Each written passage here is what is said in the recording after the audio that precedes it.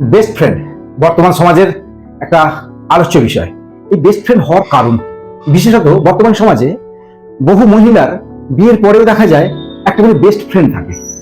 আমি বুঝতে পারি না এই যে বেস্ট ফ্রেন্ড থাকে, বেস্ট ফ্রেন্ডের মানে কারণ কি? তার স্বামী হয়তো বেস্ট ফ্রেন্ড হতে পারে, বাট নয়। কিন্তু কেন? উইলিয়াম শেক্সপিয়ার বলেছেন যে কোনো পুরুষ এবং মহিলার মধ্যে কোনোদিন বন্ধুত্ব হতে পারে না, সেখানে সর্বদা স্বার্থ লুকিয়ে থাকে।